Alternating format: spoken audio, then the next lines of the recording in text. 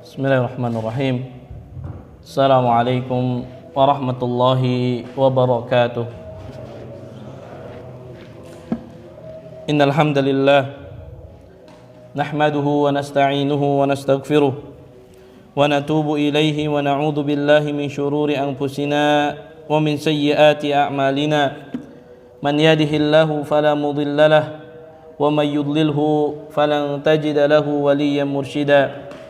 Ashhadu an la ilaha illallah wahdahu la syarika lah ilahul awwalina wal akhirin wa ashhadu anna Muhammadan abduhu wa rasuluhu la nabiyya wa la rasula ba'dah. Qala Allah ta'ala fil Qur'anil Karim, ya ayyuhalladzina amanu taqullaha haqqa tuqatih wa la tamutunna illa wa antum muslimun. يا أيها الناس اتقوا ربكم الذي خلقكم من نفس واحدة وخلق منها زوجها وبث منهما رجالا كثيرا ونساء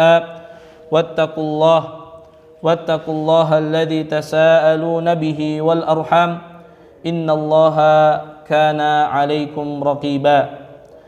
أما بعد، معاشر المسلمين jamaah Masjid Al-Barakah yang semoga Allah muliakan, yang semoga Allah Subhanahu wa taala senantiasa lindungi kita semua daripada keburukan.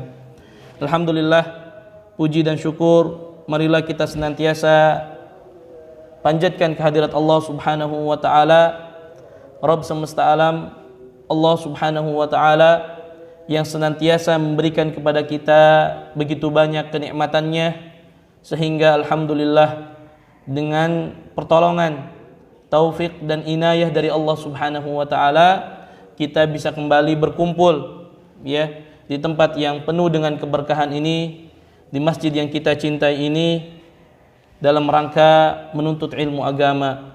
Mudah-mudahan Allah Subhanahu wa taala senantiasa memberikan kemudahan kepada kita dalam mengamalkan ilmu yang kita dapatkan, karena inti daripada menuntut ilmu adalah amal. Ya. Yang terpenting daripada menuntut ilmu adalah amal. Ketika kita sudah mendapatkan ilmu, maka hendaknya kita amalkan dalam kehidupan kita sehari-hari. Ya. Ma'asyiral muslimin azanillahu wa iyyakum, juga hendaklah kita bersyukur kepada Allah Subhanahu wa taala, di mana Allah Subhanahu wa taala masih memberikan kemudahan kepada kita untuk hadir di kajian ilmu di masjid ini, ya. Walaupun mungkin waktu subuhnya lebih awal, ya, godaannya lebih besar, dingin, ngantuk dan lain sebagainya. Ya, mudah-mudahan ini semua tidak menghalangi langkah kita untuk mendapatkan keridhaan Allah Subhanahu wa taala. Apalagi ya Nabi SAW menjelaskan tentang banyak sekali keutamaan orang yang duduk dan belajar di majelis ilmu, yang sudah sering saya sampaikan. Di antaranya juga bahwasannya Allah Subhanahu wa taala menugaskan malaikat khusus, ya, menugaskan malaikat khusus yang mana mereka akan berkeliling mencari majelis-majelis ilmu, ya. Jadi para malaikat ini tugasnya adalah berkeliling mencari majelis-majelis ilmu, ya, untuk mendoakan mereka, ya, untuk menjaga para penuntut ilmu, untuk menjaga orang-orang yang duduk di majelis ilmu, ya. Sebagaimana Nabi SAW sampaikan dalam sebuah hadis yang sahih, ya, dari Abu Hurairah radhiyallahu taala anhu qala Rasulullah sallallahu alaihi wasallam, inna lillahi malaikatan, sesungguhnya Allah memiliki para malaikat, yatufuna fit turuqi, yang malaikat ini tugasnya adalah berkeliling, ya, yaltamisuna ahla dzikri, mereka berkeliling mencari di mana majlis-majlis ilmu, di mana majlis-majlis zikir dilaksanakan. Ya, fa idza wajadu man yadhkuruna Allah azza wa jalla, ketika mereka mendapatkan, ya, orang-orang yang duduk di majlis ilmu tanadau, mereka mengatakan halummu ila hajatikum, kemarilah kalian kepada hajat dan kebutuhan kalian. Artinya, ma'asyiral muslimin azanillahu wa iyyakum, Allah mengutus khusus malaikatnya hanya untuk mencari siapa yang duduk di majlis ilmu, siapa yang sedang berzikir kepada Allah Subhanahu wa taala. Dan ketika kita duduk di majlis ilmu, di antara tujuannya adalah untuk mengingat Allah. Ya, yang kita pelajari adalah Al-Qur'an, yang kita pelajari adalah hadis-hadis Nabi sallallahu alaihi wasallam, yang mana dengannya kita akan semakin dekat dan mengenal Allah Subhanahu wa taala. Maka bayangkan Allah mengutus khusus para malaikat untuk mencari mana nih majelis ilmu, siapa yang duduk di majelis ilmu.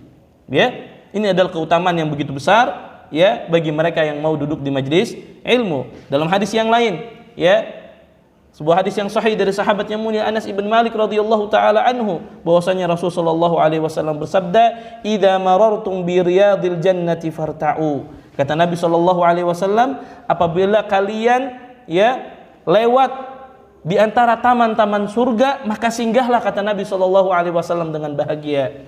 Kemudian para sahabat mengatakan, qalu wa ma riyadul jannati ya Rasulullah? Lalu apa yang dimaksud dengan taman di antara taman-taman surga? Kata Nabi, hilaqud dzikr, yaitu halaqah dzikir. Ya, majlis-majlis ilmu, tempat di mana mereka belajar ilmu agama. Maka pada hakikatnya kita sedang duduk di taman di antara taman-taman surga, ya, yang mana Allah Subhanahu wa taala berikan kita ketenangan di dalamnya. Allah Subhanahu wa taala berikan rahmatnya, Allah turunkan kasih sayangnya kepada mereka yang duduk di majlis ilmu. Bapak-bapak sekalian, jamaah Masjid Al-Barkah yang semoga dirahmati oleh Allah Subhanahu wa taala, pada kesempatan kali ini insyaallah taala sebagaimana ya yang diamanahkan kepada kami untuk menyampaikan kajian rutin ya mulai pekan ini, yaitu kita akan membahas kitab Riyadhus Shalihin. Kitab hadis Riyadhus Shalihin. Ya, kalau kita terjemahkan Riyadhus Shalihin adalah tamannya orang-orang yang saleh. Ya. Ini adalah kitab hadis yang ditulis oleh Al-Imam An-Nawawi rahimahullahu taala. Dan insyaallah taala mudah-mudahan Allah berikan kita kemudahan untuk membahas kitab ini, membahas buku ini, ya. Mudah-mudahan kita mendapatkan banyak ilmu dari apa yang disampaikan oleh Al-Imam An-Nawawi rahimahullahu taala. Namun ma'asyiral muslimin azanillahu wa iyyakum, sebelum kita nanti akan membahas ya masuk kepada pembahasan hadis Riyadhus Shalihin, tentunya kita akan berbicara tentang muqaddimah terlebih dahulu. Ya, kita akan berbicara apa itu kitab Riyadhus Shalihin. Jangan sampai kita mempelajari satu buku, mempelajari satu kitab, mempelajari satu cabang ilmu, tapi kita nggak tahu buku apa itu, bahas apa, gitu kan? Apa yang dibahas, gitu kan? Kemudian siapa penulisnya? Penting kita harus tahu. Kalau kita mempelajari satu cabang ilmu, mempelajari satu kitab, satu buku, harus tahu siapa penulisnya, bagaimana biografinya. Ya. Kemudian kitab ini membahas tentang apa? Oh, membahas hadis. Maka kita harus ketahui dulu apa itu hadis Nabi, apa keutamaannya, sehingga kita termotivasi ya untuk terus mempelajari kitab tersebut. Maka insyaallah taala pada pagi hari ini mudah-mudahan Allah mudahkan ya kita akan membahas muqaddimah daripada kitab Riyadhus Shalihin. Bapak-bapak sekalian, jamaah Masjid Al-Barkah yang semoga dirahmati dan diberkahi oleh Allah Subhanahu wa taala. Sebagaimana kita ketahui bahwasannya kitab Riyadhus Shalihin adalah sebuah kitab yang fenomenal. Ya, yang banyak digunakan oleh para santri di pesantren, dipelajari, digunakan di kajian-kajian majelis ilmu, terutama di negara kita di Indonesia, sebuah kitab yang sangat masyhur. Ya, selain kitab Arba'in An-Nawawiyah yang berbicara tentang 40 hadis pokok tentang dasar-dasar Islam, juga yang tidak kalah pentingnya ya banyak dibahas di kajian-kajian ilmu di pesantren-pesantren di Indonesia adalah kitab Riyadhus Shalihin. Ya, di antara yang menjadikan buku ini sangat fenomenal di negara kita, yang pertama bahwasannya ya buku ini, kitab ini adalah ditulis oleh Al-Imam An-Nawawi rahimahullah dari madhab Asy-Syafi'i. Ya. Dan negara kita, negara yang mayoritas madhabnya adalah madhab Syafi'i, sehingga sangat diterima sekali buku Riyadhus Shalihin. Ya, Riyadhus Shalihin. Juga ya, kitab Riyadhus Shalihin ya adalah satu kitab yang membahas tentang hadis-hadis yang berkaitan dengan at-targhib wa tarhib, tentang motivasi ibadah, tentang amalan-amalan, juga tentang ancaman-ancaman yang berkaitan dengan ibadah dan lain sebagainya. Ya. Dan kita ketahui bersama ma'asyiral muslimin azanillahu wa iyyakum bahwasannya Allah Subhanahu wa taala mengutus rasulnya Muhammad sallallahu alaihi wasallam dengan membawa petunjuk. Ya, diturunkan kepada Nabi sallallahu alaihi wasallam apa? Al-Qur'an. Ya.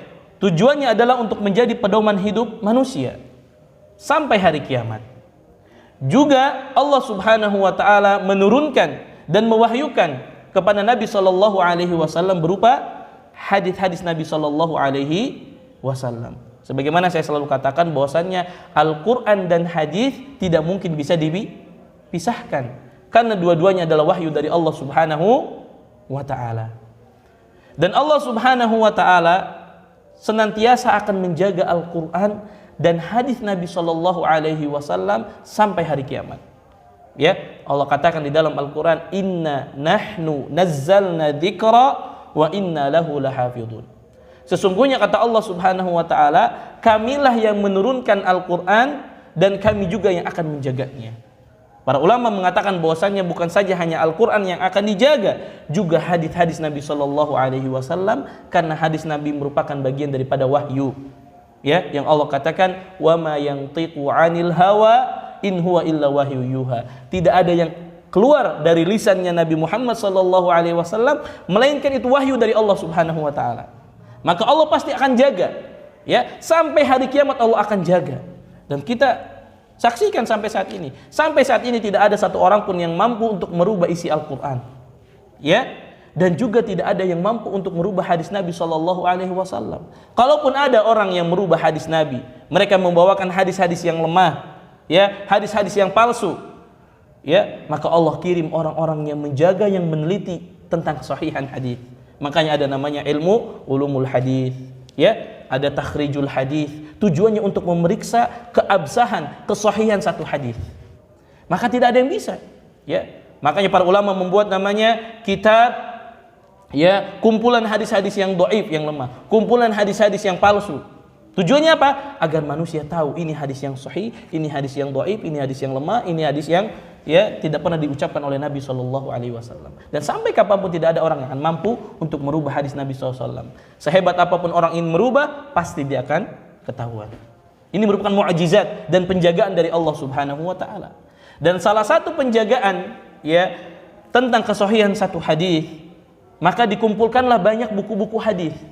Ya, salah satunya adalah Kitab Riyadhus Shalihin yang ditulis oleh Al-Imam An-Nawawi rahimahullahu taala. Ya, yang di mana ma'asyiral muslimin azanillahu wa iyyakum, Al-Imam An-Nawawi rahimahullah menuliskan sebagian besar dalam kitab Riyadhus Shalihin adalah hadis-hadis yang sahih. Jadi kita tenang ketika membahas kitab ini, ya, rata-rata hadisnya hadis yang sahih. Ada beberapa hadis yang lemah tapi masih bisa diterima hadis-hadisnya. Ya, sehingga ketika kita mempelajari sudah jelas bahwasanya hadis ini adalah hadis yang sahih. Ya. Kemudian Imam An-Nawawi rahimahullahu taala, ya, termasuk jajaran ulama, ya, yang masyhur di abad ke-7 Hijriyah. Di abad ke-7 Hijriyah. Beliau memiliki banyak sekali karya tulis, ya, buku. Di antaranya yang fenomenal di antara kita adalah kitab hadis Arba'in An-Nawawiyah dan kitab Riyadhus Shalihin, dan banyak lagi buku-buku yang beliau tulis, ya. Kemudian di antara isi kandungan kitab Riyadhus Shalihin ini, ya, bahwasannya kitab Riyadhus Shalihin ini menjelaskan tentang hal-hal yang berkaitan dengan taujihat, bimbingan-bimbingan, ya, yang isinya tadi saya sampaikan, isinya targhib wa tarhib, pembinaan, ya, tentang hal-hal yang dijelaskan agar kita mendapatkan, ya, motivasi dalam ibadah, ya.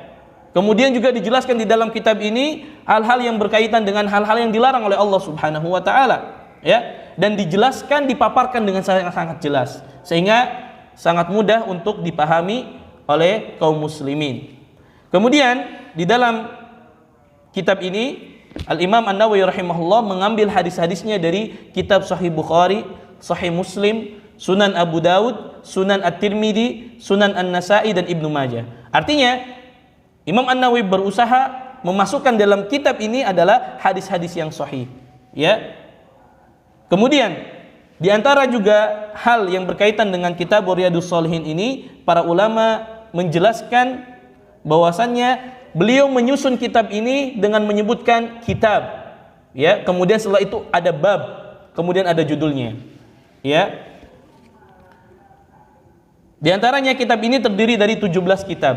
Ada 17 kitab dan banyak sekali syarahnya. Ya, ada yang mensyarah 3 jilid, 4 jilid, 6 jilid dan lain sebagainya. Jadi mudah-mudahan ya sedikit-sedikit kita membahas hadis ini dan bisa menyelesaikannya. Ya. Kemudian ada 265 bab di dalam buku ini dan ada 1897 hadis. Masya Allah. Bayangkan ada banyak sekali. Kalau kita bisa mempelajari hadis-hadis Nabi SAW, ada 1897 hadis yang tercantum di dalam kitab Riyadhus Shalihin. Ya. Dan biasanya beliau membuka babnya dengan menyebutkan ayat-ayat Al-Quran dulu. Subhanallah. Ini kelebihan daripada kitab Riyadhus Shalihin. Jadi misalkan ditulis tentang kitab Al-Ilmu atau misalkan tentang perkara ikhlas, maka disebutkan dulu sama beliau tentang dalil-dalil Al-Quran yang berkaitan dengan ikhlas. Ini memberikan pelajaran kepada kita bahwasanya Al-Quran dan hadis tidak bisa dipisahkan.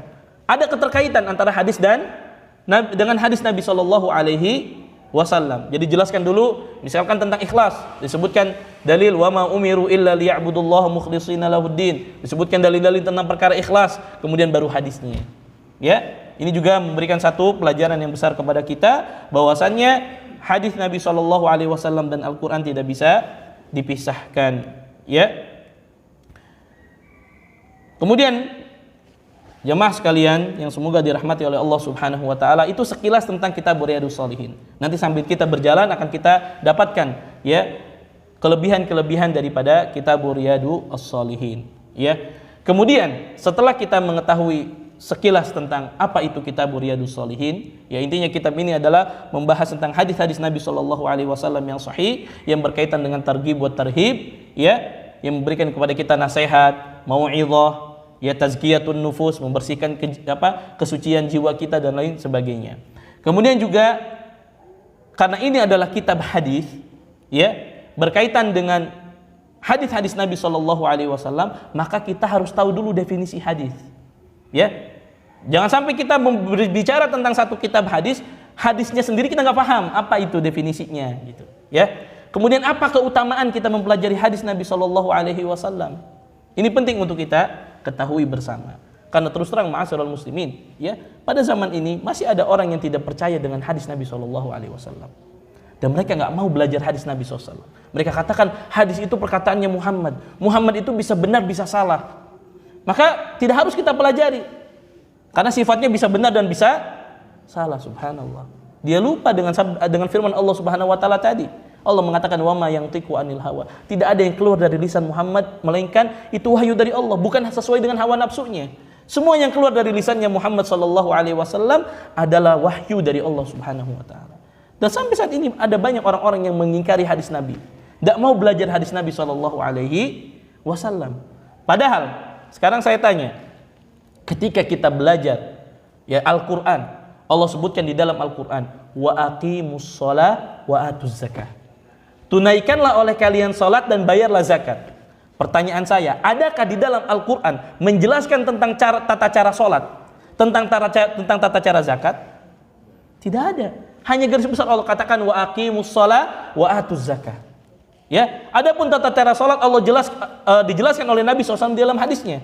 Kata Nabi, "Shallu kama ra'aitumuni usolli." Salatlah kalian sebagaimana aku salat. Dijelaskan hadis yang sangat panjang.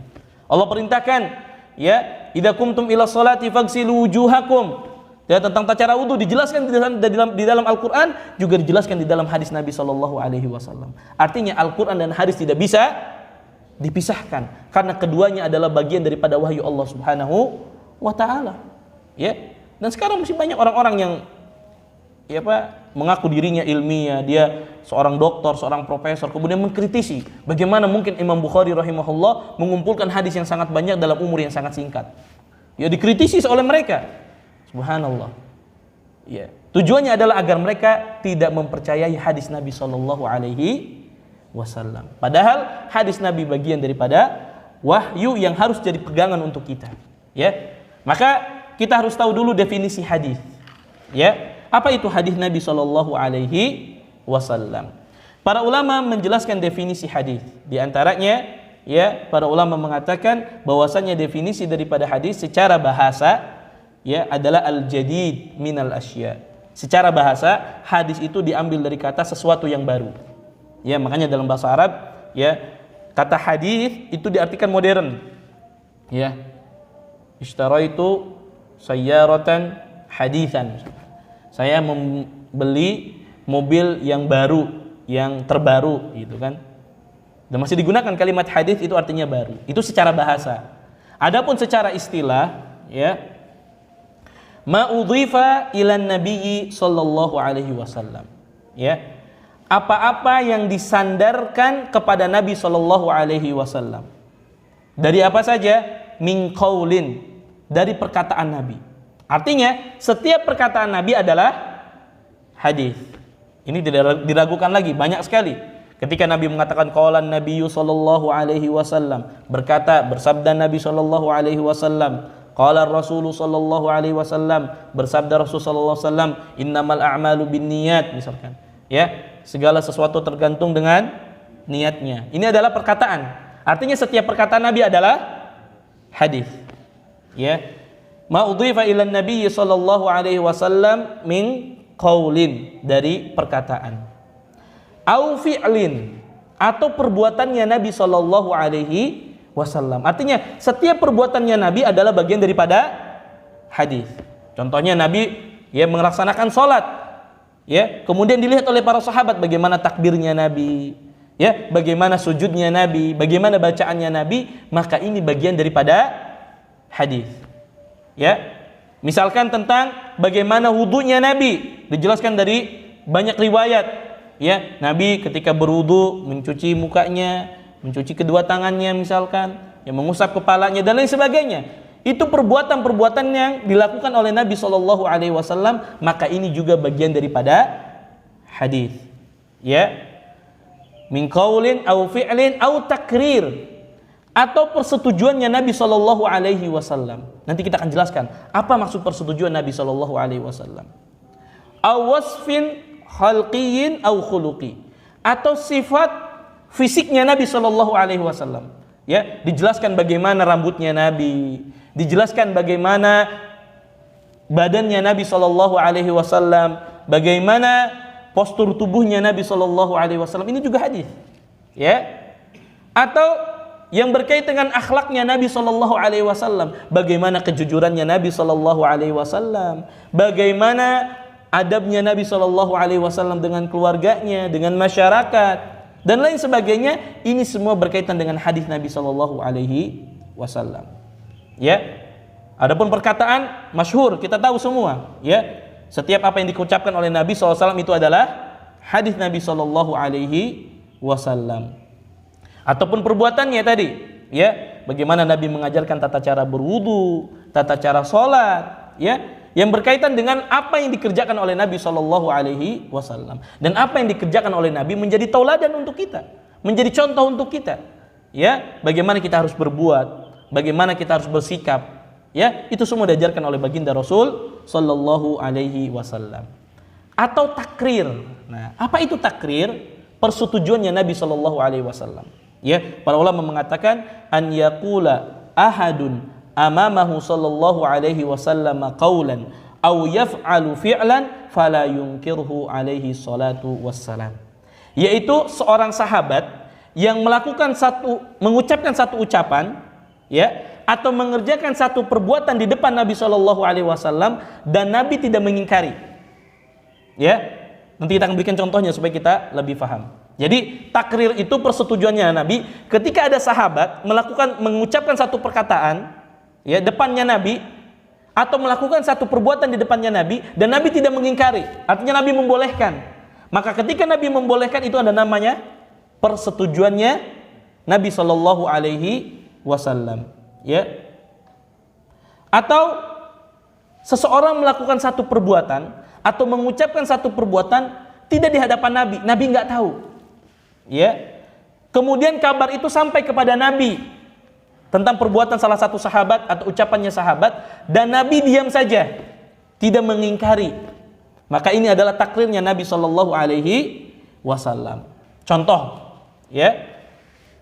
Contoh daripada takrirnya Nabi sallallahu alaihi wasallam, ya.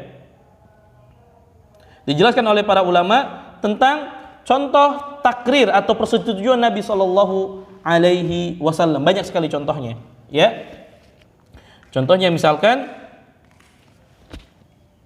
pernah disebutkan dalam sebuah riwayat, ya, bahwasannya Amr ibn As, sahabat Nabi Shallallahu Alaihi Wasallam, pernah satu malam, di malam yang sangat dingin, ya, dalam satu peperangan namanya perang Dhatus Salasil, ya, satu perang dan sangat dingin sekali cuacanya saat itu.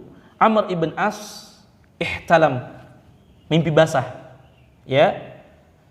Dan kita tahu orang mimpi basah, ketika dia mimpi basah maka harus mandi, ya kan? Mandi junub, ya. Kemudian karena karena cuaca sangat dingin saat itu, dan kita tahu mungkin bapak-bapak yang pernah umroh di waktu musim dingin, dinginnya luar biasa, ya. Dinginnya sangat luar biasa.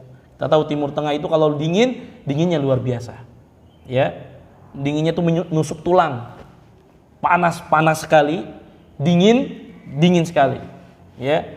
Apalagi kalau subuh, subhanallah, nggak kuat kita biasanya pakai 1 lapis tuh, 2 lapis, 3 lapis baru kita, ya, kita ke masjid, apalagi ke masjid dingin, ya, subuh berat sekali tantangannya, ya.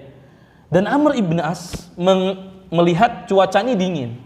Kalau seandainya saya mandi, ya, paginya, maka saya akan binasa. Artinya bisa jadi saya akan sakit atau bahkan saya meninggal. Karena memang cuaca saking dinginnya saat itu. Fatayammamtu tsumma shallaitu, kata Amr ibn As. Kemudian harusnya aku mandi junub, tapi aku hanya sekedar tayammum, ya. Kemudian aku sholat bi ashabi, bahkan dia bukan cuma sholat sendiri, dia mengimami para sahabat. Kemudian sampailah kabar itu lin Nabi sallallahu alaihi wasallam, kepada Nabi sallallahu alaihi wasallam. Kemudian dipanggillah Amr ibn As. Faqala, "Ya Amr, asallaita bi ashabika wa anta junub?" Wahai Amr ibn As, apakah engkau tadi salat mengimami para sahabat sedangkan engkau dalam keadaan junub? Ya. Fa akhbartuhu billadhi mana'ani minal irtisal. Kemudian diterangkanlah oleh Amr ibn As, ya, bahwasanya aku tadi sholat dalam keadaan junub dikarenakan apa? Cuaca dingin, saya tidak bisa mandi. Kalau saya mandi akan membahayakan diri saya, gitu kan? Kemudian kata Amr ibn As, wa inni sami'tu Allah yaqul, kenapa aku ini tidak mandi junub? Ini aku lakukan berdasarkan dalil, kata dia. Karena aku pernah mendengar Allah Subhanahu wa taala berfirman, "Wala taqtulu anfusakum." Janganlah kalian membunuh diri kalian sendiri. Innallaha kana bikum rahima. Karena Allah Subhanahu wa taala, ya, Maha Rahim, Maha kasih sayang kepada kalian. Artinya apa? Saya mengakukan ini ya Rasulullah, saya tidak mandi junub karena saya khawatir kalau saya mandi di waktu dingin ini, saya akan binasa. Ya, makanya saya tinggal tuh mandi junub. Fadhahika Rasulullah sallallahu alaihi wasallam. Maka tersenyumnya Nabi sallallahu alaihi wasallam. Tertawa Nabi sallallahu alaihi wasallam, walam yakul syai'a, dan Nabi tidak mengatakan sesuatu. Artinya apa?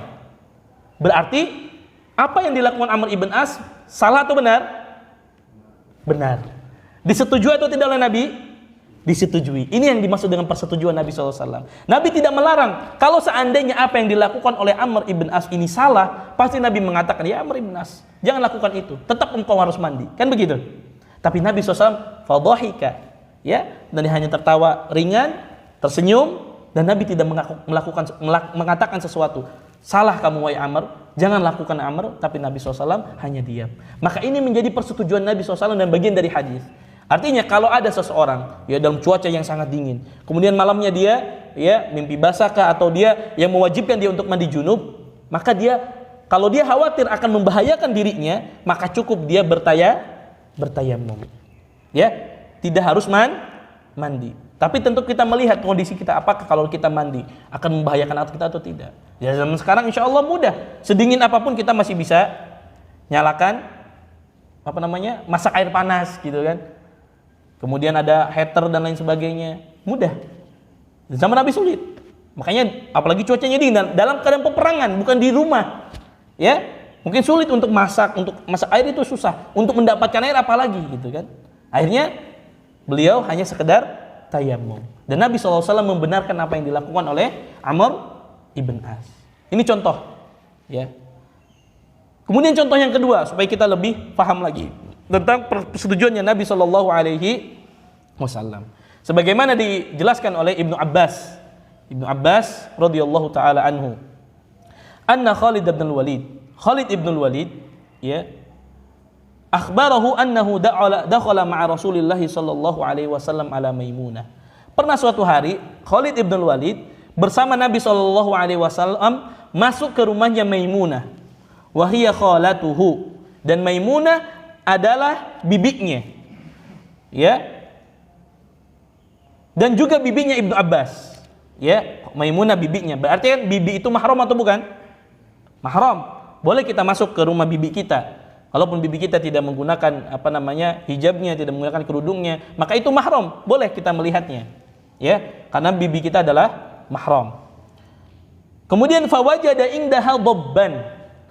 Ya, kata Ibnu Abbas, maka ketika Khalid ibn Walid dan Rasulullah SAW masuk ke rumah Maimunah, fawajada dabban, mendapatkan dob itu, ya, dalam bahasa Arab adalah semacam biawak yang ada di gurun pasir. Bapak kalau pegang HP silakan tulis aja pakai dobban. Itu akan lihat dia mirip kayak biawak kalau di kita, ya, mirip kayak biawak di kita, ya, semacam biawak. Kemudian dia mendapatkan satu dob, ya, yang sudah dimasak, ya. Faqaddamtu ad-dabba li Rasulillah sallallahu alaihi wasallam. Maka dob ini, daging dob ini yang sudah dimasak ditawarkan kepada Nabi sallallahu alaihi wasallam. Farafa'a Rasulullah sallallahu alaihi wasallam yadah. Kemudian Nabi mengangkat tangannya. Artinya apa? Nabi enggak mau makan dob tadi. Ya.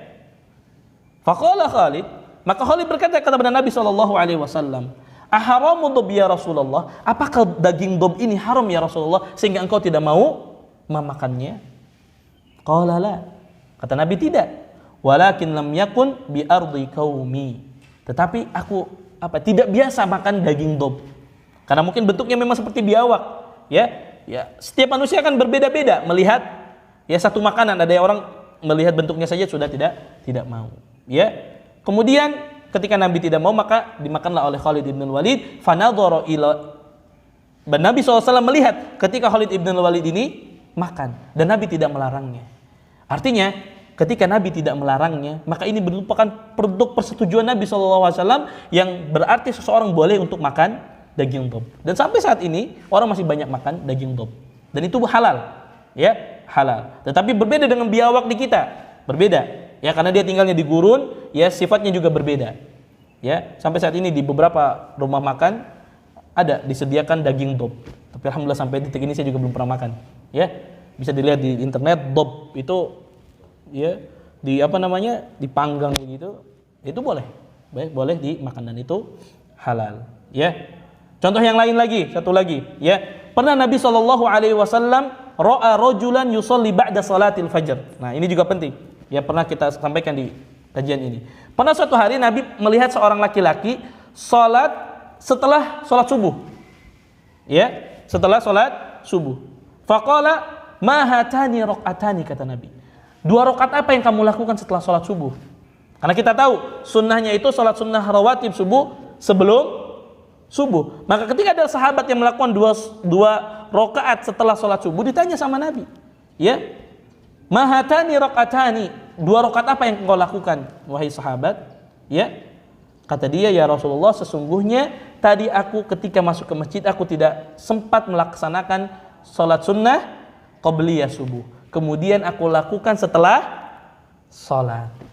Fasakata Rasulullah sallallahu alaihi wasallam, dan diamlah Nabi SAW, tidak melarang. Artinya boleh seseorang yang ketinggalan salat sunnah 2 rakaat sebelum subuh, maka boleh diganti setelah subuh. Ya, ini bagian daripada persetujuannya Nabi sallallahu alaihi wasallam. Kemudian ma'asyiral muslimin azani Allah wa iyyakum, juga yang termasuk dengan hadis adalah sifat-sifat fisiknya Nabi sallallahu alaihi wasallam. Ya, bagaimana tubuhnya Nabi, bagaimana lengannya Nabi, bagaimana cara jalannya Nabi, ini diterangkan di banyak hadis.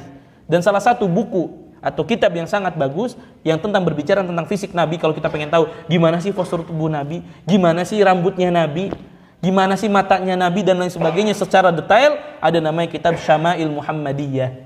Sekarang sudah diterjemahkan ke bahasa Indonesia banyak.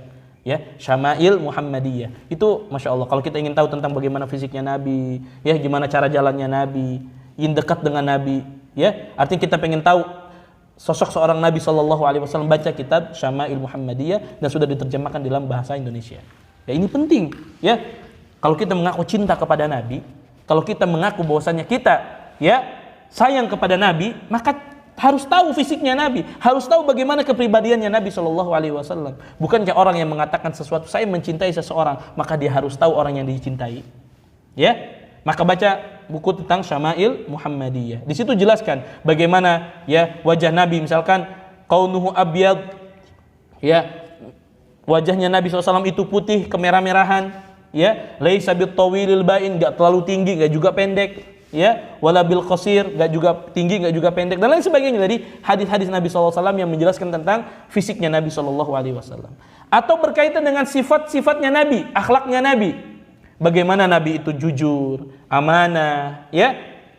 Dan lain sebagainya, berbicara tentang sifat-sifat yang berkaitan dengan akhlak Nabi SAW. Maka ini semua dinamakan hadis Nabi SAW.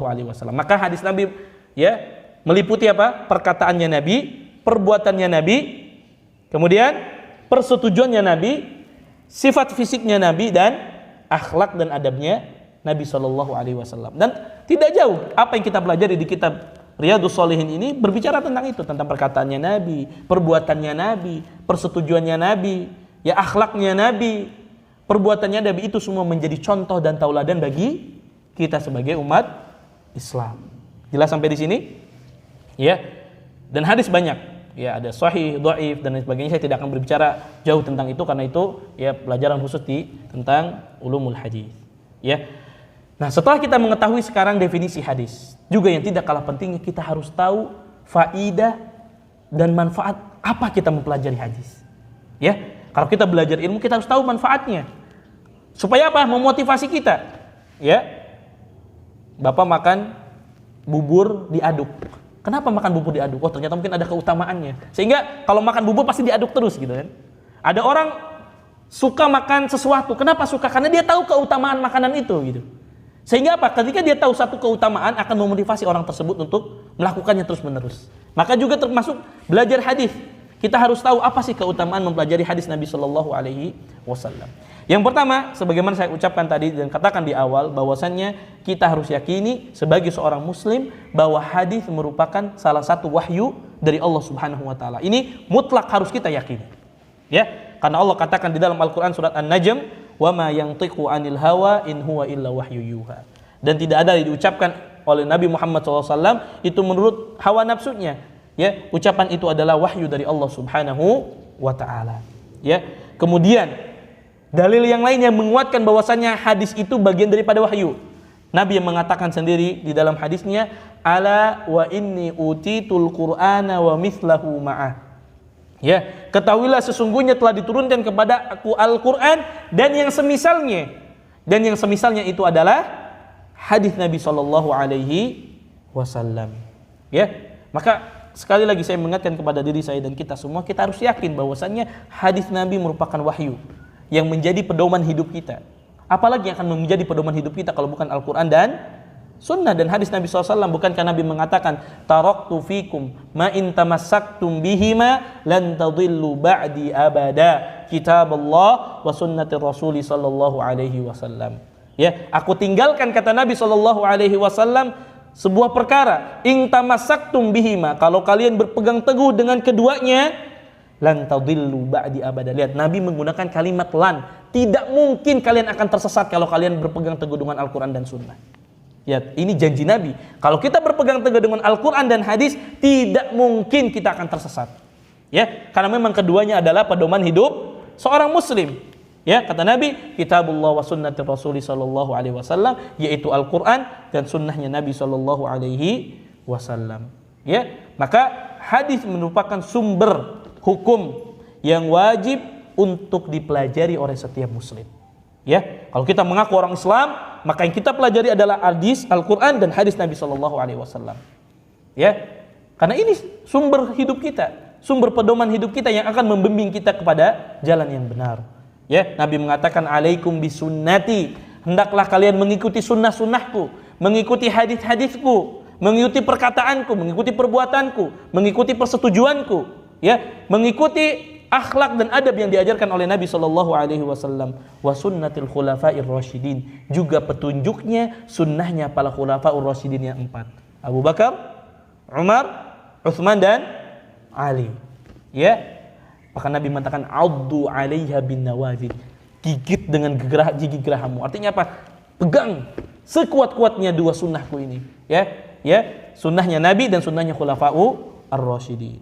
Kemudian di antara fadilah, keutamaan orang yang belajar hadis, yang mudah-mudahan kita semua saat ini bisa mendapatkan keutamaan tersebut. Ya, kita niatkan, ya Allah, kami mempelajari hadis Nabi SAW sebagai bukti kecintaan kami kepada Nabi SAW. Kalau kita mengaku cinta kepada Nabi, maka bukti cinta kita adalah dengan mengikuti dan mempelajari apa yang disampaikan oleh Nabi. Bohong kalau orang mengatakan saya cinta Nabi, saya mengikuti Nabi, tapi dia tidak mau melaksanakan apa yang dikatakan oleh Nabi. Bohong seseorang mengatakan saya cinta kepada Nabi, ya, kalau dia tidak mau mempelajari hadis-hadis Nabi SAW. Bagaimana mungkin kita mengetahui kepribadian Nabi? Bagaimana mungkin kita mengetahui bimbingan Nabi dalam kehidupan kita kalau kita tidak mau mempelajarinya? Ya, makanya di antara keutamaan yang mudah-mudahan kita mendapatkannya, bahwasanya orang-orang yang mempelajari hadis Nabi SAW, Allah akan berikan cahaya ke wajah orang-orang yang menuntut ilmu hadis, yang mempelajari hadis Nabi SAW. Nabi katakan dalam sebuah hadis yang sahih, Nabi SAW bersabda, nadharallahu mra'an, semoga Allah menjadikan wajah orang-orang yang mempelajari hadis berseri-seri. Ya, subhanallah, doa dari Nabi SAW bagi kita yang mempelajari hadis Nabi. Ya, sami'a maqalati, semoga Allah memberikan wajah yang berseri-seri, yang bersinar kepada orang yang mendengar perkataanku, kata Nabi. Ya, dan apa yang kita sampaikan hari ini perkataan Nabi SAW. Ya, fawa'aha wa hafidhaha. Setelah dia dengarkan, dia fahami hadisnya. Ya, kemudian dia hafalkan hadisnya. Ya, wa ballaghaha, kemudian dia sampaikan. Ya, ini doa dari Nabi SAW. Allah akan memberikan wajah yang bersinar, yang berseri-seri kepada orang yang mendengar hadis Nabi, memahami, menghafalkan dan mengamalkan. Maka minimal kita saat ini, Ustaz, saya mungkin susah menghafal hadis, Ustaz. Umur saya sudah mulai tua karena juga bukan spesialis saya menghafal hadis, Ustaz. Ya, minimal kita mendengarkan, kita fahami, pulang ke rumah sampaikan kepada anak istri kita. Subhanallah, dapat kita keutamaan ini. Ya, bahkan Sufyan ibn Uyainah rahimahullah mengatakan, tidak seorang pun orang yang menuntut ilmu dan mempelajari hadis Nabi SAW kecuali benar-benar wajahnya berseri-seri disebabkan doa dari Nabi SAW. Ya, subhanallah. Dan kita saksikan orang yang rajin hadir di kajian ilmu, hadir dengerin hadis Nabi SAW, itu wajahnya enak dipandang gitu. Mohon maaf, ada orang mungkin secara fisik kulitnya hitam misalkan, tapi kalau kita lihat tuh masya Allah adem gitu, sejuk lihatnya. Ya, ini antara bentuk doa Nabi SAW. Kalaulah kita tidak mendapatkan keutamaan itu di dunia, kita berharap mudah-mudahan kita mendapatkannya nanti di akhirat. Ya, wajah kita bercahaya. Ya, dikarenakan kita sering mendengar hadis-hadis Nabi SAW. Ya, dan juga penting ma'asyiral muslimin untuk kita pelajari. Sebagai seorang muslim kita wajib mempelajari hadis Nabi SAW.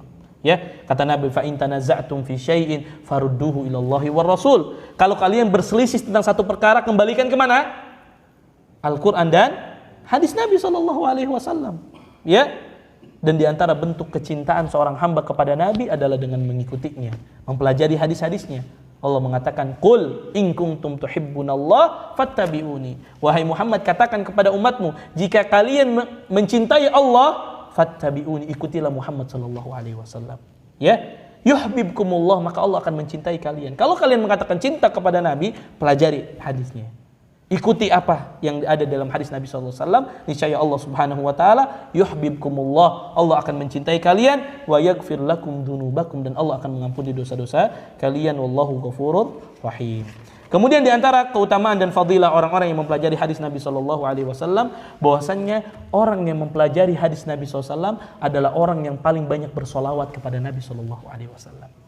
Ya. Duduknya kita saat ini mendengar kata Nabi sallallahu alaihi wasallam, kita bersolawat kepada Nabi sallallahu alaihi wasallam. Dan kita tahu keutamaan bersolawat kepada Nabi begitu besar. Ya, bukankah Nabi mengatakan, "Man shalla alayya salatan sallallahu alaihi biha asyara." Barang siapa yang satu kali saja bersolawat kepada Nabi, maka Allah akan bersolawat, Allah akan mendoakan kepada hamba tersebut 10 kali. Subhanallah. Dalam sehari kita mengucapkan sallallahu alaihi wasallam, Allahumma shalli ala Muhammad. Dan tidak ada orang yang paling banyak bersolawat kepada Nabi kecuali orang yang belajar hadis. Ya, kenapa? Karena sering dia mendengar kalimat sallallahu alaihi wasallam, maka dia ucapkan sallallahu alaihi wasallam. Ya, maka berkata Al-Khatib Al-Baghdadi rahimahullah, ya, beliau mengatakan keutamaan yang mulia, yang terkhusus ini, ya, bagi para pelawi dan penukil hadis, karena tidak diketahui satu kelompok pun di kalangan ulama yang lebih banyak bersolawat kepada Nabi sallallahu alaihi wasallam daripada orang-orang yang mempelajari hadis Nabi sallallahu alaihi wasallam. Ya, baik itu solawat berupa ucapan ataupun berupa tulisan. Bahkan Sufyan Ats-Tsauri rahimahullah mengatakan, seandainya tidak ada keutamaan mempelajari hadis Nabi sallallahu alaihi wasallam kecuali tadi keutamaannya adalah orang yang mempelajari hadis akan orang yang paling banyak bersolawat kepada Nabi SAW, maka cukuplah hadis ini menjadi salah satu motivasi agar orang mempelajari hadis Nabi SAW. Subhanallah. Ya, banyak sekali keutamaannya. Kita tahu keutamaan orang bersolawat kepada Nabi banyak. Ya, bahkan orang akan mendapatkan syafaat nanti dari Nabi adalah orang yang paling banyak bersolawat kepada Nabi SAW. Nabi mengatakan, "Aulan nasi bi yaumal qiyamah aktsaruhum alayya salatan." Orang yang nanti berhak, kata Nabi, mendapatkan syafaatku nanti pada hari kiamat adalah orang yang paling banyak bersolawat kepada Nabi Muhammad sallallahu alaihi wasallam. Ya, bahkan Nabi mengatakan orang yang bakhil, ya, orang yang pelit itu adalah orang yang disebutkan namaku dan dia tidak mau bersolawat kepada Nabi sallallahu alaihi wasallam. Maka cukuplah hadis-hadis ini menjadi motivasi bagi kita untuk belajar hadis Nabi sallallahu alaihi wasallam. Ya.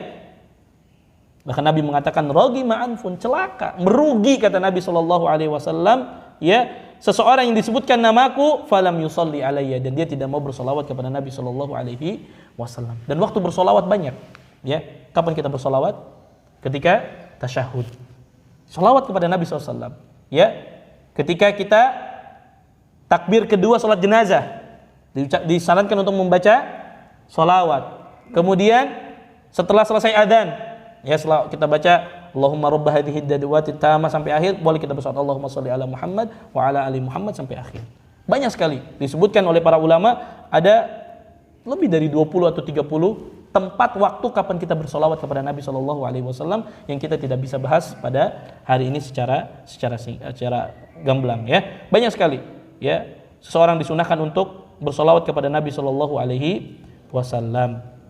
Ya, kemudian juga dinasihatkan oleh para ulama ketika kita mempelajari hadis Nabi, maka seorang tidak boleh bosan dan jemu dalam mempelajari hadis Nabi dan bersolawat kepada Nabi SAW. Kemudian juga saya sampaikan di sini, di antara bentuk adab kita kepada Nabi SAW ketika kita bersolawat, ya, atau menuliskan kalimat solawat, maka tidak boleh disingkat. Ya, biasanya Nabi Muhammad SAW, gitu kan, disingkat. Para ulama mengatakan di antara bentuk adab kita kepada Nabi, tulis secara lengkap. Sallallahu alaihi wasallam. Kalau pakai bahasa Indonesia tulis sallallahu alaihi wasallam. Pakai bahasa Arab sallallahu alaihi wasallam. Jangan kita singkat SAW atau kalau bahasa Arab sodlam. Ya, itu di antara bentuk adab kita kepada Nabi sallallahu alaihi wasallam. Bahkan dijelaskan oleh para ulama, ya, orang yang pertama kali, ya, mengajarkan untuk menyingkat kalimat sallallahu alaihi wasallam itu dipotong tangannya. Itu dulu. Pada zaman para ulama, orang yang pertama kali mengajarkan untuk menyingkat kalimat sallallahu alaihi wasallam dipotong tangannya. Kenapa? Sebagai bentuk pelajaran, sebagai bentuk adab kepada kaum muslimin agar tidak menyingkat kalimat sallallahu alaihi wasallam. Ya, jadi bersalawat dengan mengucapkan ucapan, boleh juga ditulis dengan tulisan. Kemudian Bapak dan Bapak sekalian jamaah Masjid Al-Barkah yang semoga dirahmati oleh Allah Subhanahu wa taala, yang terakhir sedikit kita akan bahas tentang biografi Imam An-Nawawi secara ringkas saja, ya. Insyaallah supaya kita lebih tahu. Siapa Imam An-Nawawi rahimahullah? Imam An-Nawawi rahimahullahu taala adalah Yahya ibn Syaraf ibn Hasan ibn Husain An-Nawawi Ad-Dimashqi. Ini nama beliau. Dan beliau termasuk ulama yang tidak menikah. Ya, tadi malam saya mengisi kajian di salah satu masjid, ada yang tanya, "Ustaz, Menikah itu kan menyempurnakan setengah agama, Ustaz. Saya pernah dengar kalau kita tidak menikah, kemudian kita meninggal, berarti meninggalnya dalam keadaan jahiliyah. Karena tidak sempurna Islamnya.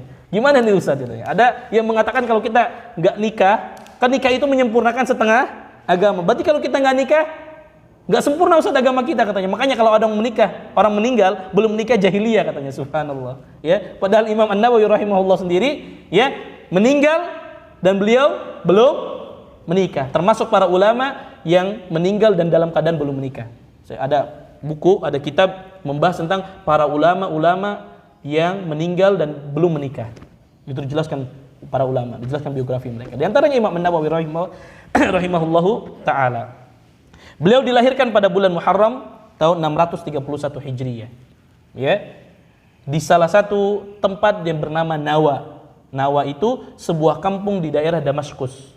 Damaskus sekarang di mana? Di Suriah. Di Suriah, ya. Yang sekarang ibu kota Suriah. Dan beliau subhanallah dididik dari seorang ayah yang saleh dan penuh ketakwaan. Ini juga selalu saya ingatkan, ya. Kalau saya baca sejarah para ulama, ya, kita akan dapatkan bahwasannya pendidik pertama yang menjadikan anak itu soleh adalah orang tuanya. Ya, kita lihat Imam Bukhari, bagaimana Imam Bukhari menjadi seorang ulama yang sangat hebat dalam masalah hadis, berawal dari kesolehan orang tuanya, ibunya. Karena Imam Bukhari adalah anak yatim, ya, lahir dalam keadaan buta. Bayangkan, lahir dalam keadaan buta Imam Bukhari rahimahullahu taala. Saking ibunya, doa ibunya, setiap hari ibunya berdoa kepada Allah agar dikembalikan penglihatan anaknya. Berdoa sampai menangis setiap malam ibunya agar Imam Bukhari dikembalikan penglihatannya. Dan subhanallah, suatu malam, ya, ibunya bermimpi bertemu dengan Nabi Ibrahim alaihissalam dan dikatakan, ya, sesungguhnya Allah telah mengembalikan matanya Imam Bukhari rahimahullahu taala. Maka ketika bangun ternyata Allah Subhanahu wa taala kembalikan matanya Imam Bukhari rahimahullahu taala sebagai ijabahnya doa dari Allah, dari orang tuanya. Ya, orang tuanya terus berdoa. Kita lihat juga Imam An-Nawawi menjadi seorang ulama yang besar dikarenakan kesolehan orang tuanya. Maka saya ingatkan kepada kita sebagai orang tua, kalau kita ingin menjadikan anak-anak kita yang soleh dan soleha, maka kita terutama yang berusaha untuk menjadi orang tua yang soleh dan soleha terlebih dahulu. Para ulama mengatakan solahul aba sababun li solahil abna. Kesolehan orang tua akan sangat berdampak kepada kesolehan anak. Ya. Didik anak-anak kita untuk menjadi anak-anak soleh dan soleha. Berawal dari kita sebagai orang tua. Ya, kalau kita ingin punya anak yang soleh dan soleha, maka kita terlebih dahulu yang ajarkan kepada mereka. Imam An-Nawawi rahimahullahu taala sudah mulai belajar ilmu agama sejak kecil di Al-Katatib, tempat-tempat belajar, ya, membaca Al-Qur'an, atau di kita mungkin semacam TPA dan lain sebagainya. Ya. Dan beliau rahimahullahu taala sudah menghafal Al-Qur'an 30 juz sebelum menginjak usia baligh. Ya. Masyaallah. Banyak sekali para ulama yang memulai mempelajari agama itu dari menghafal Al-Qur'an. Maka saya sarankan kepada bapak-bapak sekalian yang punya anak, ajarkan mereka Al-Qur'an dari kecil. Selalu saya sampaikan, pernah saya sampaikan di kajian ini juga, bayangkan kalau anak kita mampu menghafal Al-Qur'an karena wasilah kita. Kita sadar saya nggak hafal Quran banyak, saya sedikit menghafal Qurannya, minimal kita yang motivasi anak kita untuk menghafal. Ya, nggak bisa kita yang ngajarin langsung, panggil orang lain, masukkan ke sekolah yang memang fokus untuk menghafal Al-Quran. Bayangkan kalau seandainya anak kita hafal Al-Quran dengan wasilah kita, dengan harta yang kita keluarkan untuk mereka bisa menghafal Al-Quran, berapa pahala yang akan terus mengalir kepada kita sebagai orang tua. Maka demi Allah selalu saya katakan, orang tua yang memiliki anak penghafal Al-Quran tidak akan pernah rugi. Allah akan muliakan, saya katakan Allah pasti akan muliakan. Tidak di dunia, Allah pasti akan muliakan di akhirat. Dan pasti Allah akan muliakan di dunia. Bukan hanya anaknya, orang tuanya pasti akan kena imbasnya. Ya, para ulama selalu memulai anaknya disuruh menghafal Al-Quran. Ya, kalau kita sekarang sadar kita sekarang kurang dalam menghafal Al-Quran, kita baca mungkin masih panjang pendek, masih salah. Minimal kita jadikan anak kita, ya, yang kita berharap ketika nanti kita meninggal mereka yang menjadi imam, ya, yang menyolatkan kita. Kalau kita sudah meninggal, kita berharap mereka yang mengirimkan doa-doa untuk kita, ya. Berapa pahala yang akan kita dapatkan karena wasilah kita sebagai orang tua yang mengajarkan Al-Quran kepada anak kita. Ya, lihat bapak-bapak sekalian, ini pelajaran yang sangat berharga untuk kita. Ya, para ulama selalu memulai anak-anaknya dengan menghafal Al-Quran. Ya, minimal jangan sampai anak kita tidak bisa membaca Al-Quran. Aib. Ya, di rumah kita anak kita tidak bisa baca Al-Quran. Sebuah aib yang besar bagi sebuah keluarga. Ya, bukanlah aib kalau anak kita tidak bisa ya ilmu-ilmu dunia, Tapi ketika anak kita tidak bisa baca Al-Quran, ini sebuah aib. Ya, maka usaha kita mengeluarkan uang, usaha kita mengajak anak kita ke sekolah untuk bisa baca Al-Quran ini menjadi pahala bagi kita sebagai orang tua. Ya, maka ketika berumur 10 tahun, ya, para ulama sudah melihat kecerdasan yang ada Imam Nawawi rahimahullah dan keseriusan beliau untuk belajar agama. Pernah suatu hari beliau dipanggil sama teman-temannya untuk main, gitu kan? Kita tahu usia segitu diajak main seneng, gitu kan? Tapi ternyata ketika diajak main sama teman-temannya, justru dipaksa sampai nangis, dia nggak mau main karena dia pengen baca buku. Subhanallah. Ini Imam An-Nawawi rahimahullahu taala. Bahkan pernah suatu hari beliau diperintahkan oleh orang tuanya, oleh bapaknya untuk jaga toko. Ya, karena orang tuanya berdagang. Sampai jaga toko dia sambil baca Al-Quran. Subhanallah. Ini yang seperti ini yang harus kita tanamkan kepada keluarga kita. Ya, jangan lepas dari Al-Quran. Allah pasti muliakan orang-orang yang senantiasa dekat dengan Al-Quran. Ya, kemudian beliau juga pada tahun 651 Hijriah pergi melaksanakan ibadah haji bersama ayahnya. Ya, sampai di kota Madinah, beliau menetap di sana, ya, memanfaatkan keadaan beliau di Madinah. Akhirnya beliau belajar bersama para ulama di Madinah, ya. Kemudian beliau juga setelah itu mulai mengajar di Darul Hadis, ya. Kemudian beliau digelari dengan Muhyiddin, orang yang menghidupkan agama. Dan subhanallah, beliau sangat membenci gelar ini. Ya, beliau tidak suka diberikan gelar yang berlebihan. Ya, beliau tidak suka diberikan gelar Muhyiddin, orang yang menghidupkan agama. Bahkan beliau mengatakan, saya tidak akan memaafkan orang yang memberikan gelar saya Muhyiddin. Ya, saking beliau tidak suka dengan satu jabatan, dengan satu gelar yang berlebihan. Ya, dan beliau juga rahimahullahu taala adalah orang yang sangat tegas dalam amal ma'ruf nahi munkar. Ya, pernah suatu hari beliau disuruh untuk menandatangani satu fatwa yang fatwa tersebut lebih menguntungkan penguasa. Ya, beliau disuruh mendatangani sebuah fatwa dan beliau datang dia dengan pakaian yang sangat sederhana menghadap kepada pemimpin. Ya, dan beliau menolak untuk membubuhkan tanda tangannya di kertas tersebut dan raja pun marah. Ya, kenapa? Karena beliau tahu bahwasannya fatwa tersebut berisi kezaliman. Artinya beliau tegas, seorang ulama yang sangat tegas dalam perkara amal ma'ruf dan nahi munkar. Dan banyak sekali ya karya tulis yang ditulis oleh Imam An-Nawawi rahimahullah, terutama di bidang hadis, ya seperti saya sampaikan tadi Arba'in An-Nawawiyah, kemudian Riyadhus Shalihin yang nanti akan kita pelajari, ya. Kemudian syarah Sahih Muslim, ya. Banyak sekali kitab-kitab yang ditulis oleh beliau dan ini semua menunjukkan keikhlasan beliau dalam menulis. Ya. Bayangkan, beliau lahir berapa tadi? 631. Sampai hari ini 1442 Hijriah, bukunya masih dipelajari. Berapa pahala yang didapatkan oleh Imam Nawawi? Beliau tubuhnya sudah kaku di dalam kuburnya, tapi pahalanya terus mengalir. Kenapa? Sampai detik ini kita pelajari karya tulisnya, subhanallah. Ini menunjukkan keikhlasan seorang Imam An-Nawawi dalam menulis buku, ya. Karena kata para ulama, maka lillahi yabqa. Segala sesuatu yang kita niatkan karena Allah pasti dia akan kekal.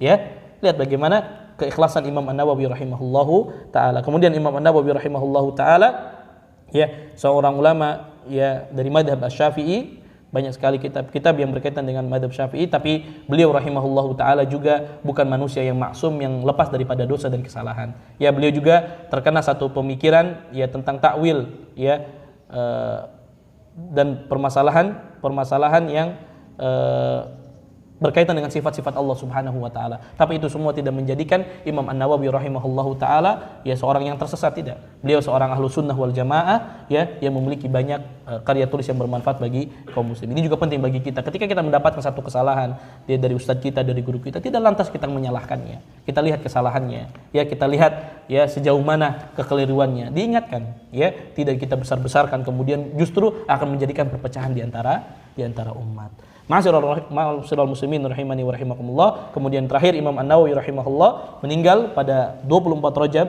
ya 676 Hijriah rahimahullahu taala, dan beliau yang meninggal dalam keadaan belum menikah, ya. Ini terkait dengan biografi Imam An-Nawawi sebetulnya panjang sekali, ya. Kalau kita berbicara tentang biografi Imam An-Nawawi, tapi saya mencoba untuk meringkasnya dikarenakan waktu yang sangat terbatas. Ya, insyaallah taala mudah-mudahan dengan kita mengetahui apa itu kitab Riyadhus Shalihin, siapa itu Imam An-Nawawi, apa itu keutamaan mempelajari hadis, apa itu hadis Nabi sallallahu alaihi wasallam, memotivasi kita untuk terus mempelajari hadis-hadis Nabi sallallahu alaihi wasallam, mempelajari Al-Qur'an dan hadis-hadis Nabi sallallahu alaihi wasallam. Wallahu taala alam. Bapak-bapak sekalian, itu yang dapat saya sampaikan. Mudah-mudahan apa yang disampaikan ini bermanfaat ya untuk kita, dan mudah-mudahan Allah memberikan taufik dan inayah dan umur kepada kita untuk bisa mempelajari hadis Riyadhus Shalihin ya, sehingga kita tahu ya tentang hadis-hadis Nabi sallallahu alaihi wasallam.